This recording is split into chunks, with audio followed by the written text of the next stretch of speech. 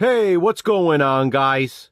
The Horror Man back on Monthly Theme Thursday with my review of Godzilla vs. the SMOG Monster.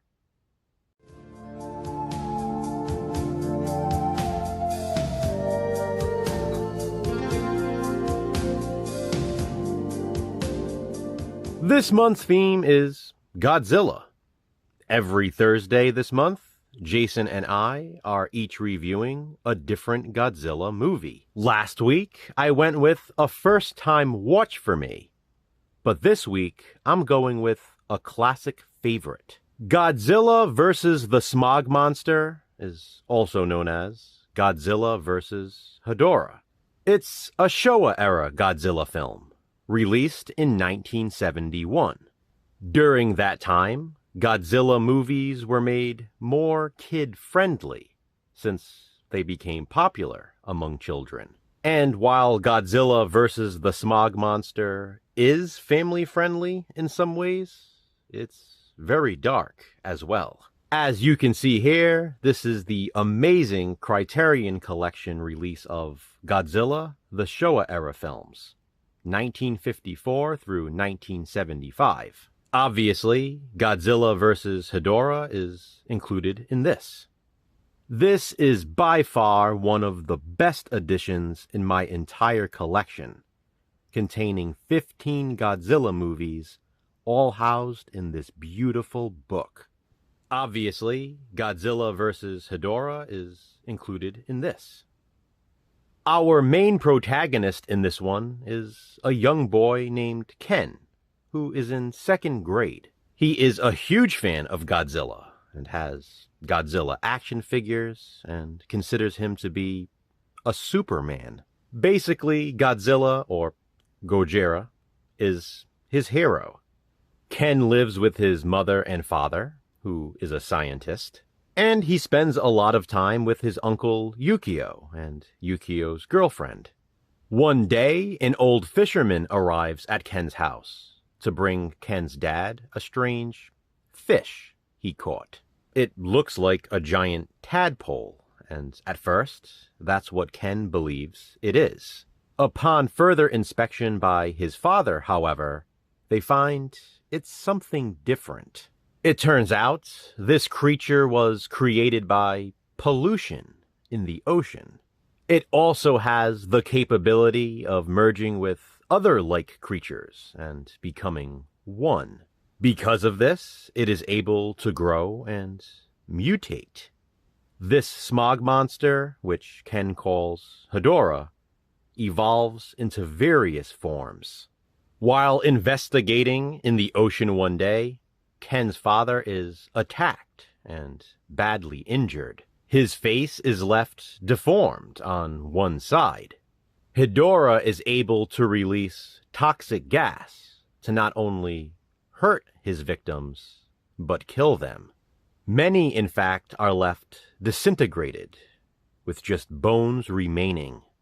Then, one night, young Ken has a dream that Godzilla appears to clobber the SMOG monster. His mother assures him if he dreamt it, it will come true. And guess what? It does come true, because Godzilla arrives. At this point, though, the damage is done. HEDORAH has already caused plenty of havoc. Buildings have been destroyed, and hundreds and then thousands have been killed. HEDORAH grows by sucking in the toxic fumes from local factories. He then releases that smog onto the cities. He flies over, dropping clouds of toxic gas, and he shoots liquid sludge upon his victims as well. I gotta say, he's a really cool monster. But don't forget, Godzilla is there to save the day. It all leads up to an epic climactic battle between Godzilla and the SMOG monster. It's Godzilla vs. HEDORAH. Place your bets. I really do love the look of the SMOG monster. HEDORAH might be one of my favorites of all. I like that this movie features a child protagonist in Ken. He's smart and brave and super likable. Many times, unfortunately, child characters in movies can be a bit annoying, but Ken isn't at all. The various evolving forms of HEDORAH are super cool.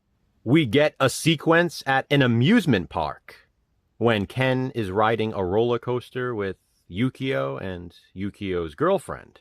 That's obviously a huge bonus for someone like me who loves amusement park settings. I also really like the scenes set inside the discotheque. It makes sense, this was the 70s. There's a song sung throughout the film, literally about the dangers of pollution. Clearly, that's the message behind this movie. Godzilla himself looks awesome, as always. The battle scenes between him and HEDORAH are fantastic. I love how whenever Godzilla punches him, the SMOG monster bleeds sludge. For a more family-friendly Godzilla film, Godzilla vs. HEDORAH features some graphic visuals. The remnants of all of the victims, for one thing, and then there's also the baby trapped in the sludge. It's pretty wild, and I'd expect nothing less. It had been years since I had seen Godzilla vs. the SMOG monster. I'm talking since my childhood.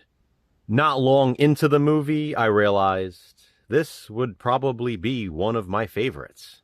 It's just so much fun and extremely rewatchable. As a matter of fact, I'd say this might be one of the best examples of a Godzilla film to recommend to someone who has never seen any of them. It would be a highly entertaining introduction into this franchise. Godzilla vs. the SMOG monster, or Godzilla vs. HEDORAH, is easily a favorite of mine. What do you think of it? Comment below and let me know. As always, don't forget to check out Jason's video to see which Godzilla movie he reviews for Monthly Theme Thursday. Which one will I review next? Check back next week to find out. Until then, remember, physical media matters. Thanks for watching, guys. Hit that thumbs up and be kind. Subscribe.